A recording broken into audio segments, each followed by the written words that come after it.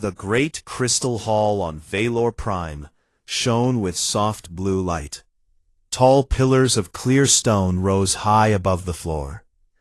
Hundreds of alien beings sat in curved seats that floated a little above the ground. They came from many worlds.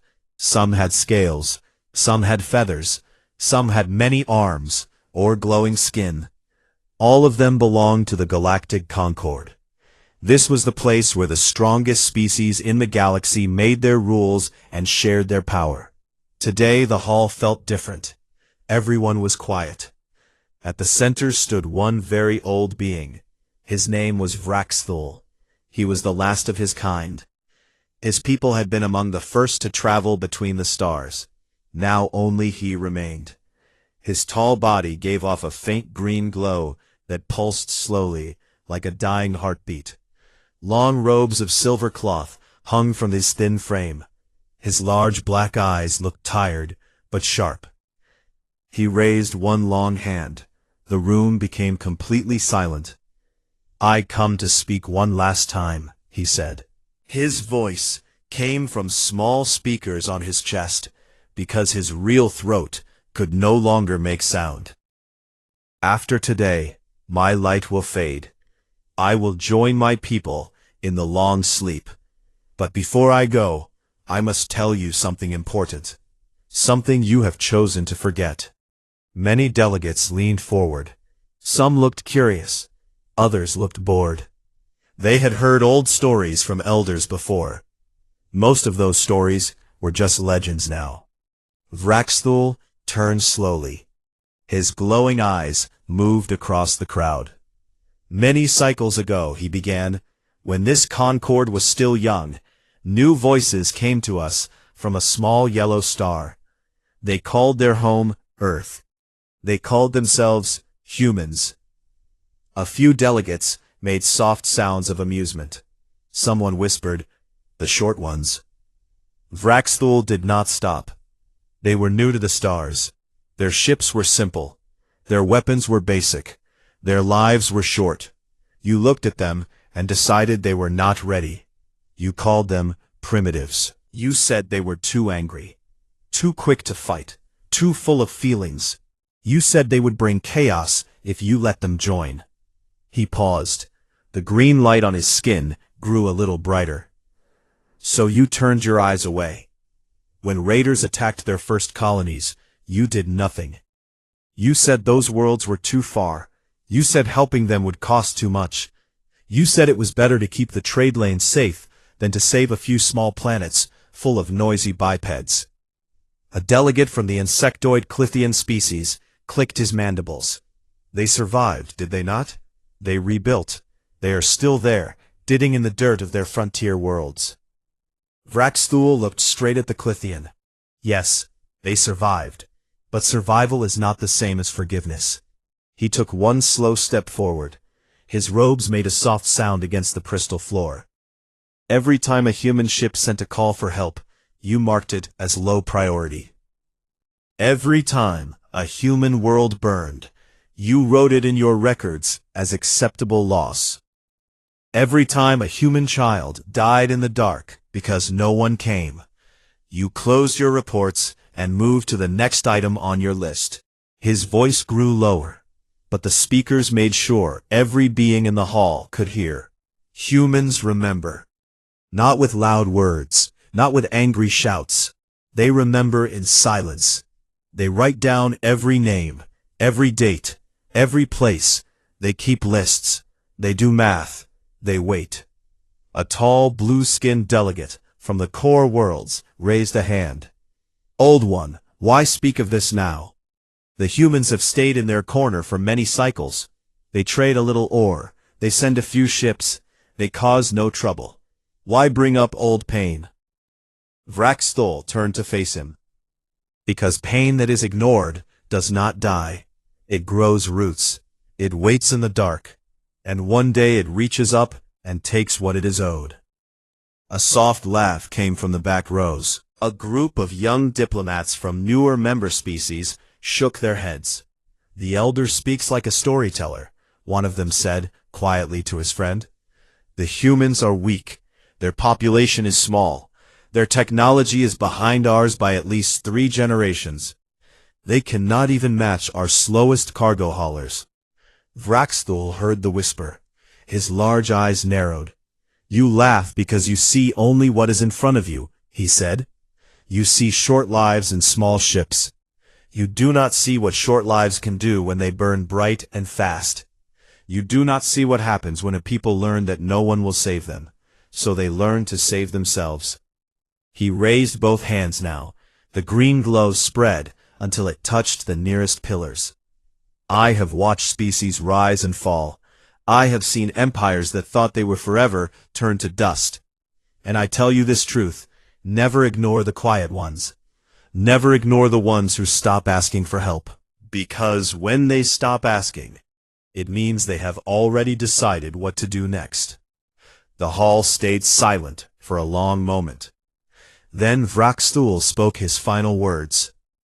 The debt is written in blood and silence. It carries interest. Humans do not forget debts. They measure them. They wait until the number is right. And when the time comes, they will collect. Not with rage, not with madness, with cold, careful balance. He lowered his hands. The glow on his body began to fade. You will remember my words, he said softly. Not today, not tomorrow, but one day, when the stars grow dark around you, and silent ships appear where none should be, you will remember, and you will wish you had listened to the last elder who tried to warn you. He turned and walked slowly toward the wide doors at the end of the hall. No one stopped him. No one spoke. Behind him, the delegates began to talk again. Some shook their heads. Some smiled. A few even joked about the human threat and laughed louder. Vraxthul stepped out into the night air of Valor Prime. The twin moons hung low and bright. He stopped under an arch of living crystal that sang softly in the wind. He looked up at the stars. Forgive them, he whispered to the dark. They do not know what they have made. Then he closed his eyes. The green light inside him grew weaker and weaker, until it was only a tiny spark. At last, that spark went out.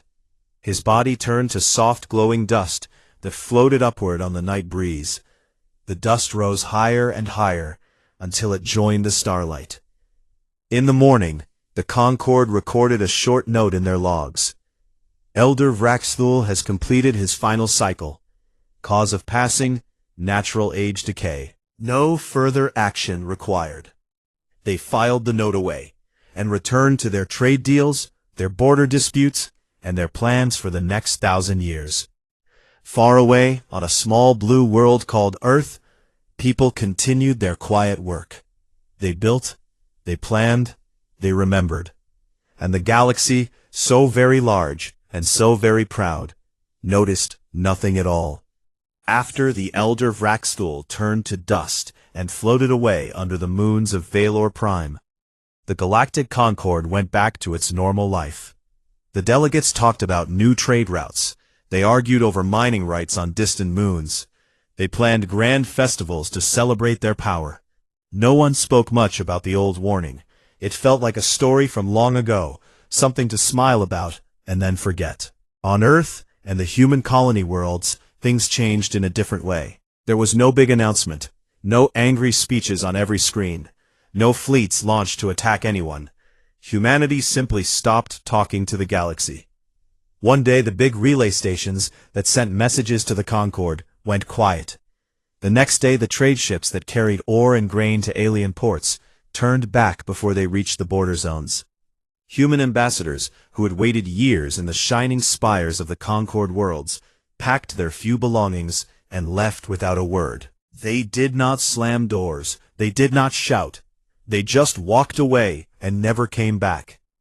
The Concord noticed slowly. At first they thought it was a technical problem. Then they sent polite messages asking why the humans had stopped trading. No answer came. Scouts flew close to human space. They saw the same thing everywhere. Closed gates, silent radios, defense drones that floated in perfect lines. but never fired unless a ship came too close. The drones always gave one warning in calm voices. "This is human space. Please turn back." Then they waited. Some in the Concord laughed.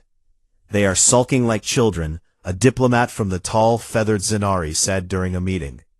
"Let them hide. Their worlds are poor. Their people are few. In a few cycles they will beg to come back." Others were not so sure. A few older members remembered the elders' words. They spoke quietly in private rooms. What if the silence is not weakness? What if it is planning? But most pushed the thought away. The galaxy was too busy. New wars started on the far edges. New resources were found in nebula clouds.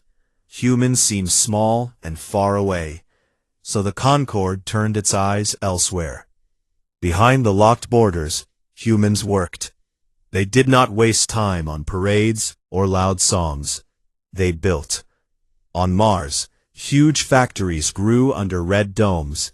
Machines that never slept melted old ships and turned them into new parts. In the asteroid belts, mining rigs became shipyards. Long tubes of metal stretched out like fingers, each one holding the skeleton of something bigger and darker than anything humans had made before. Children born in those years grew up knowing only one rule: learn fast. Schools taught math before stories. Engineering came before art. History lessons were not about kings or heroes. They were about dates and names and places where help never came. Teachers showed old recordings of burning colonies. They showed lists of children who never grew up. The students did not cry. They wrote the numbers down. They learned to keep score. Engineers who once built cargo haulers now drew plans for weapons. The weapons did not look angry. They looked clean and simple. A railgun that fired metal slugs faster than light could see. A drone small enough to hide an event that could rewrite computer codes in seconds. A shield that bent space just enough to make a ship disappear from sensors. Every design had one thing in common. It did not waste energy. It did not make noise. It waited until the moment was perfect. In deep bunkers under the oceans of Europa, teams of scientists worked on something new. They called it the ledger. It was not a book. It was a system. Every ignored distress call from the past was entered.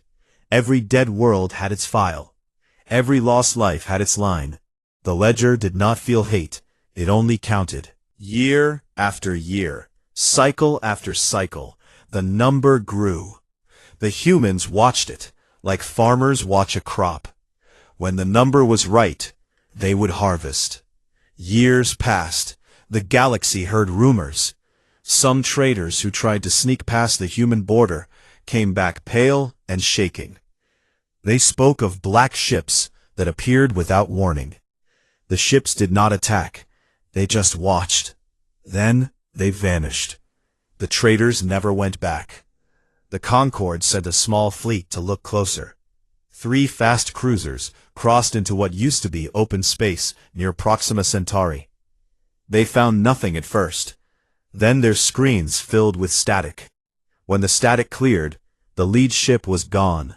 No explosion, no debris, just empty space where a battlecruiser had been. The other 2 ships turned and ran. They never explained what they saw.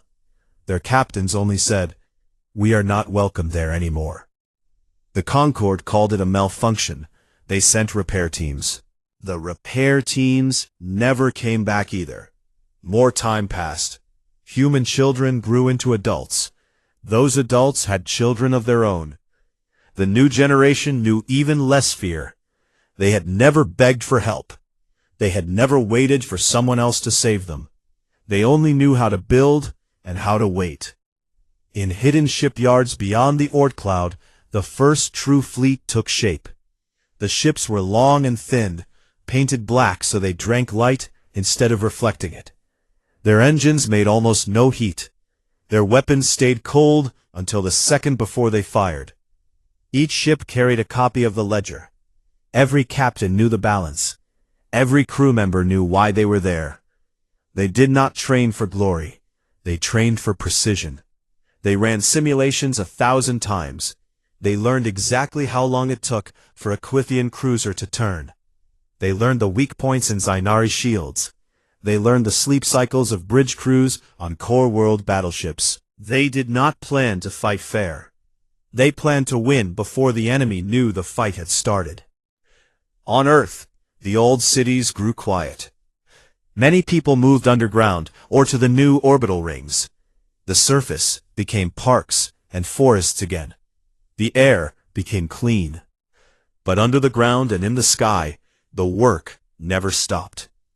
One night a young engineer stood on a high tower above New Shanghai. She looked at the stars. Her name was Mara Lin. She had grown up hearing the stories of the Elder. She had studied the ledger since she was 10. She spoke softly to the dark. "We are not angry anymore," she said. "We finished being angry a long time ago. Now we are just ready." Far away, in the bright halls of the Concord, a new generation of delegates sat in the same crystal seats. They had never met Vraxthul. They had only read his name in old files. They talked about growth and power and the future. They did not know that the silence from human space was not surrender. It was preparation.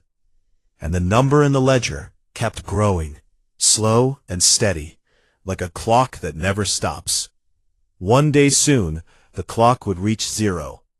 And when it did, the galaxy would finally understand what the Elder had tried to tell them. But by then, it would be too late to listen.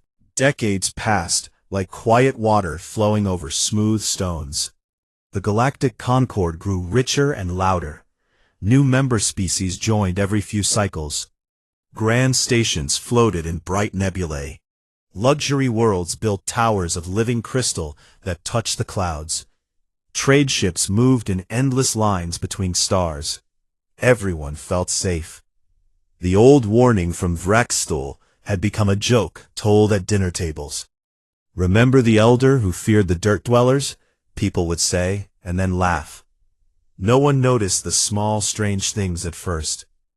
A mining outpost on the edge of the Perseus Arm stopped sending reports. The Concord sent a scout ship. The scout found the outpost empty. Tools lay on the ground as if the workers had just stepped away. Lights still burned. Food sat half-eaten on tables.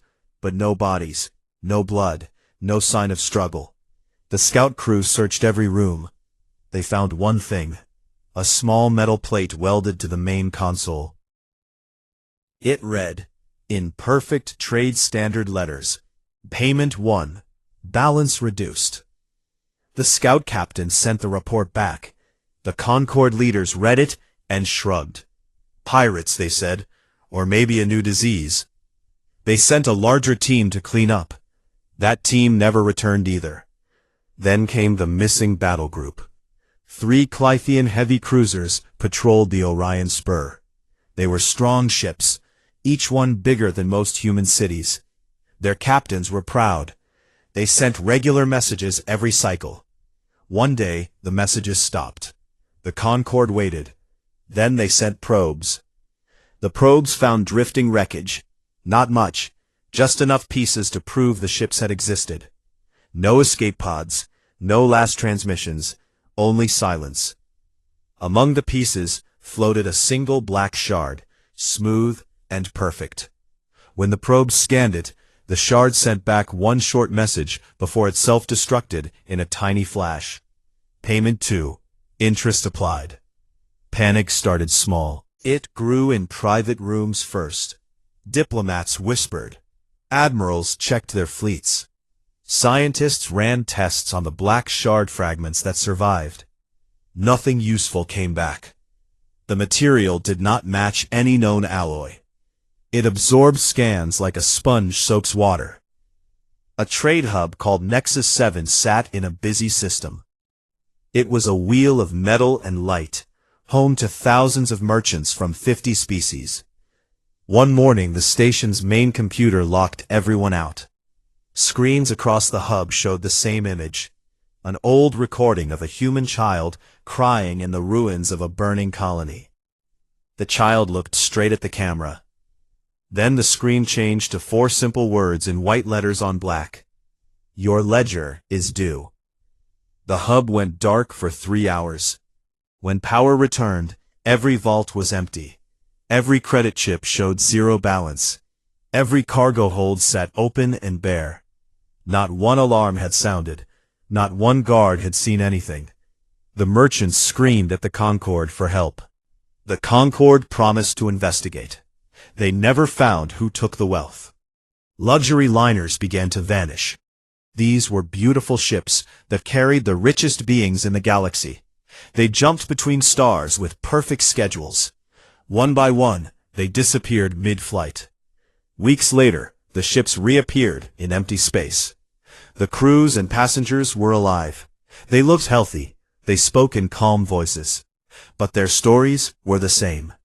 They said silent black ships had surrounded them. No weapons fired. No boarding teams came. Instead, every screen on the liner showed human faces. Old faces. Young faces. Faces from the old ignored distress calls. The faces did not speak. They only looked. For hours they looked. Then the screens went black. When the liner came back online, it was alone again. Nothing was stolen, but every passenger felt something heavy inside them. Something that did not leave. The Concord called emergency meetings. The Crystal Hall on Valor Prime filled once more. Delegates shouted. They pointed fingers. Some blamed rogue AI. Some blamed ancient traps left by dead civilizations. A few remembered the Elder. They spoke his name quietly. Others laughed them down. One old glowing fool, they said. Humans cannot do this. They are too weak. But the fear grew anyway. Then the 4 words arrived everywhere at the same moment. Every screen, every communicator, every ship console showed them. No source could be traced. No signal path could be followed. The words simply appeared. Your ledger is due. Stations froze. Fleets stopped moving. Planets waited in silence. For the first time in many cycles, the galaxy felt small. A brave admiral from the core worlds gathered a strike force. 12 of the strongest battleships. They flew straight toward human space. They broadcast messages of peace and strength. They said they meant no harm. They crossed the old border. Nothing happened at first. The stars looked the same. Then one ship after another began to fail. Lights dimmed. Engines coughed and died. Weapons would not charge. Navigation screens showed impossible paths. The admiral shouted orders. No one answered. The bridge crews stared at their hands, as if they no longer belonged to them. In the last moments, the admiral saw something on the main viewer. A single black ship hung in the distance. It did not move closer. It did not fire. It simply watched. Then the viewer filled with faces again. Thousands of faces, all human, all silent, all waiting. The fleet never came back. Words spread fast. Species that once ignored humans now spoke their name with care. Traders avoided human space like it was poison. Diplomats canceled old treaties. Some worlds even started teaching their young about the Elder's warning. But most still hoped it was a phase. Something that would pass. On Earth, in deep command centers, people watched the reports come in. They did not cheer. They did not smile. They checked numbers on screens. They updated files. They added new lines to the ledger. A woman named Mara Lynn stood in one of those centers. She was older now. Lines marked her face. Her eyes were calm. She looked at a wall covered in data streams.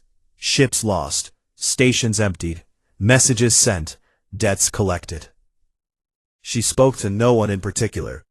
They still do not understand, she said. They think this is war. It is not war. It is accounting. Outside the command center, Earth turned slowly under clean skies. Children played in green fields. Factories hummed underground. Black ships waited in the dark between stars. The cracks had started, small at first, then wider. Soon they would spread to every corner of the galaxy. The Concord tried to hold everything together. They made speeches. They told each other the humans would stop. They told themselves the worst was over. They were wrong. The worst had not even begun.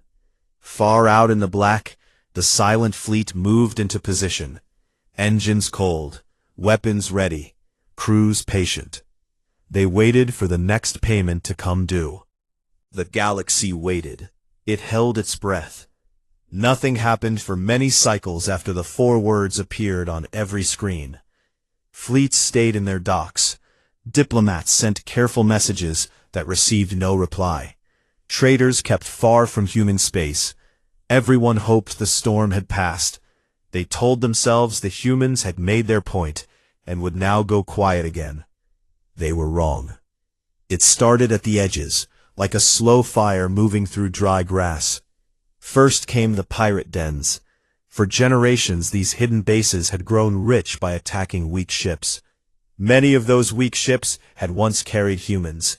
The pirates laughed when they thought of the old distress calls. They kept trophies from human colonies on their walls. One night every pirate station in the outer veil went dark at the same time. No explosions, no battle cries. Black ships appeared without warning. They moved like shadows between the asteroids. Small drones slipped through shields, as if the shields were not there. Inside the stations, lights flickered once, then every computer locked. Doors sealed. Air vents closed. Pirates ran to their weapons, but the guns would not fire. Screens showed the same thing. Faces, human faces from old records, silent, watching. When the black ships left, the stations still floated, but the pirates were gone. No bodies, no escape pods, just empty halls and cold engines. On the main console of each station, a small plate had been added. It read, "Reclamation complete. Debt paid in full." The Concord heard the news. They sent investigators. The investigators found nothing to explain it. They only found the plates. Next, the slave markets fell. These were ugly places on border worlds where living beings were bought and sold. Many humans had once stood on those blocks, with chains on their wrists. The market lords had grown fat on that trade. They kept records of every sale. They laughed at the idea of revenge. One cycle the markets opened as usual. Buyers arrived. Sellers shouted prices. Then the cages opened by themselves. Every lock clicked at once. The slaves walked free. Guards tried to stop them. Their weapons stopped working. Their armor suits locked in place. The black ships did not even land. They stayed high above the clouds. From there, they sent signals that rewrote every system. The market lords watched their wealth vanish from accounts. Their ships refused to start. Their guards turned and walked away without a word. By morning, the markets stood empty. The former slaves were gone, taken to safety by quiet transports that came and left without noise. On the central tower of each market, a message glowed in light. Lives returned, interest collected. The core worlds felt the first real fear then. These were profits being taken back. Orbital rings around rich planets began to disappear piece by piece. These rings were huge circles of metal and glass. They held cities, factories, and palaces for the elite. One ring around the Zenari homeworld lost an entire section overnight. The metal did not explode. It simply vanished. Sensors showed nothing. The next night, another section went. Then another. The ring lords screamed for their fleets. The fleets arrived too late. By the time they reached the ring, half of it was gone. The missing parts had been turned into something else, strange dark structures that floated nearby. No one knew what they were for. A message appeared on every screen in the system. Materials repurposed, debt reduced, further payments required. The Concord fleets finally moved. They gathered the largest force in memory. Hundreds of ships, thousands of fighters, admirals from every strong species stood on the bridges. They planned to find the human fleet and crush it. They broadcast their strength across the stars. They said this would end now. The humans answered with silence. When the Great Armada reached the edge of human space, the battle did not look like any battle before. There were no bright laser flashes, no crashing shields, no heroic speeches over open channels. It started with small things. One destroyer lost power. Its engine simply stopped. The crew tried everything. Nothing worked. Then the ship's own drones turned against it. They cut power lines. They opened airlocks. The crew had seconds to reach escape pods. Most did not make it. Another cruiser found its weapons locked. Every time they tried to fire, the guns pointed at their own hulls. The captain ordered retreat. Before the ship could turn, its navigation changed. It jumped, not to safety, but straight into a micro-singularity that appeared from nowhere. The ship folded into nothing. No light. Just gone. The human ships appeared then, not in a line, not in formation. They came from every direction at once, black shapes against black space. They moved in patterns no one had seen before. They seemed to know every move the Concord fleet would make. When a battleship tried to flank, a human ship was already there. When fighters swarmed, drones met them first, small, fast, perfect. The weapons the humans used were not loud. They were quiet and final. Some fired slugs that punched through armor like paper. Some sent pulses that rewrote computer cores in seconds. Some created tiny black holes that swallowed sections of ships whole. Every shot was calculated.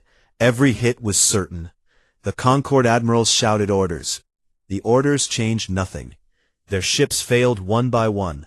Engines died. Shields dropped. Communications filled with static. In the end, many captains simply stopped fighting. They watched their fleets die around them. They understood too late that this was not war. This was precision. This was the ledger at work. A single human ship moved to the center of the broken armada. It sent one message to every surviving vessel. Asset reclamation in progress. Stand down or be added to the balance. Most stood down.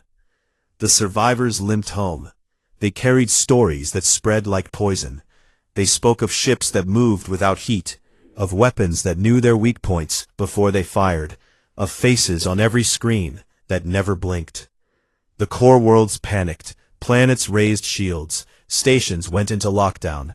Leaders hid in bunkers. They begged for talks. They offered gifts. They promised anything.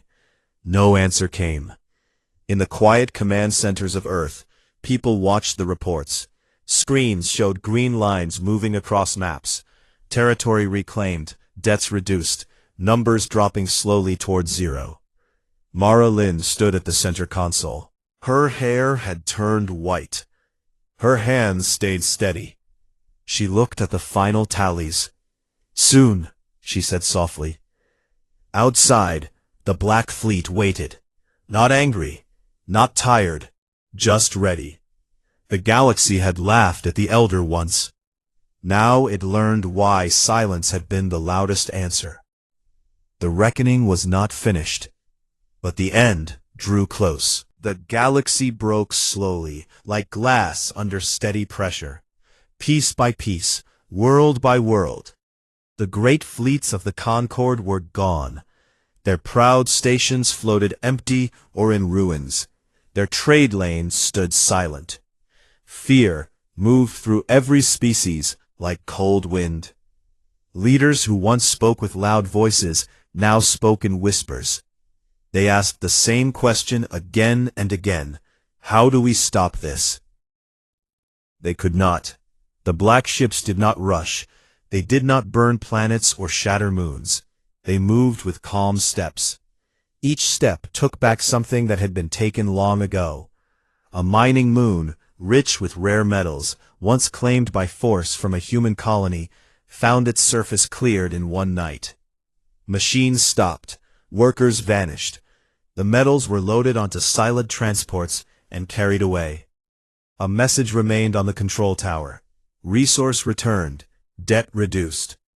Slave worlds that had held humans in chains for generations woke to find the chains gone. Guards stood frozen in locked armor. Doors opened wide. The former captives walked free onto waiting ships that rose without sound. The ships left no trace, only empty cages and a single line carved into stone. Lives restored, interest paid. Ancient Concord worlds, the ones that had voted to ignore human pleas, saw their orbital palaces taken apart. Sections of shining metal floated away like leaves in autumn. The pieces were not destroyed. They were used. New dark structures grew in their place, strange rings and spires that drank light and gave nothing back. No one knew their purpose.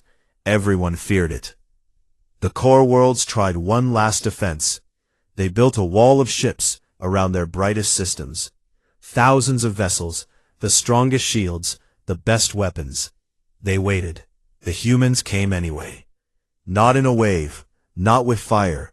They came in patterns too perfect to fight. Drones slipped through gaps no scanner could see. Codes changed without warning. Engines failed. Weapons turned inward. One by one, the defending ships went dark. Not destroyed, just stopped. Their crews sat helpless while black shapes moved past them like ghosts. In the end, the Great Wall became a graveyard of silent metal. The humans did not celebrate. They did not loot. They only collected. Every stopped ship received a small plate on its hull. Surrender accepted. Balance adjusted. When the last Concord battleship drifted powerless, a single human vessel approached. It was long and thin. No guns showed on its surface. It sent one clear message to every remaining station and planet. We request a meeting. Earth. Neutral ground. Bring your leaders. Come unarmed. The time for words has arrived. The galaxy had no choice. Delegates arrived under heavy escort. Not human escort. Their own remaining ships carried them in fear. They landed on Earth, under clear blue skies. The landing field was simple grass. No weapons, no guards, only a low building of white stone. Inside the building, a long table waited. One human sat at the head. Her name was Mara Lynn. Her hair was white. Her eyes were calm and old. She wore plain gray clothes. No rank, no medals. In front of her lay a single crystal tablet. It glowed softly. Lines of text moved across it. Names, dates, places, numbers. The ledger. The delegates entered slowly. Some looked angry. Some looked broken. A tall Zanari with damaged feathers spoke first. You have destroyed us, he said. Our fleets are gone. Our wealth is gone. What more do you want? Mara Lynn looked at him without anger. We have not destroyed you, she said. We have taken back what was ours. Lives, resources, time, dignity. The rest we leave to you. A Clithian delegate clicked his mandibles. This is revenge. You want blood. Revenge ends. It burns out. We do not want that. We want balance. She touched the crystal. The tablet projected images into the air. Old recordings. Burning colonies. Children crying in the dark. Ships leaving without helping. Voices begging over crackling radios. Voices that received no answer. The delegates looked away. Some closed their eyes. We kept every record, Mara said quietly. We did not add hate. We added facts, numbers. For 300 cycles the debt grew. Now it stops. She slid the tablet forward. Here is the new accord. Read it. The terms were clear and short. Humanity would join the galactic community, not as equals, not as juniors, as watchers, as arbiters. Their word would carry weight in every council. Their ships would guard the peace they helped create. Worlds that had gained from human suffering would pay, not in blood, in land, in knowledge, in resources. For 300 cycles, the payments would continue. After that, the debt would close. Military power would be limited. No fleet could grow without human approval. No weapon could be built in secret. Human eyes would watch. Every species would teach its children the story. The story of the elder who spoke. The story of the galaxy that laughed. The story of the silence that followed. The story of the day the ledger closed. The delegates read in silence. One by one they signed. No one argued. No one could. When the last mark was made, Mara Lynn stood. "We are finished here," she said. "Go home. Live, remember." The delegates left. They walked to their ships under the same blue sky. Earth looked peaceful. Children played far away. Birds flew. Nothing showed the power that waited in the dark beyond the stars. One old delegate stopped at the door. He was from a core world. His skin had faded with age. He looked at Mara Lynn. "Why now?" he asked. "After so long, why not sooner?" Mara looked out the window at the green fields. "Because we needed time," she said. "Time to learn, time to build, time to count every debt correctly, time to make sure the answer would last." The old delegate nodded slowly. "You could have burned everything," he said. "You did not." "We are not them," Mara answered. "We never were." He left without another word. Years later the new accord held. Ships moved again. Trade returned, but the rules were different. No one forgot. Teachers told the story to wide-eyed young ones. Once the galaxy overlooked the small people, they said. Once an elder spoke, and the small people listened when no one else did. On Earth the crystal tablet rested in a quiet hall. New lines no longer appeared. The final entry glowed steady and clear. Balance achieved. One evening, she walked alone on a hill above the city. Stars filled the sky. She looked up for a long time.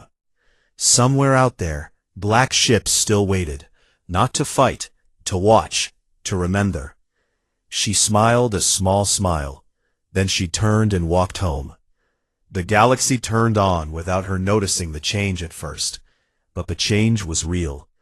Never again would anyone look at a quiet people and think them weak. Never again would a call for help go unanswered because it came from the wrong place. Humanity had spoken, and the stars had listened.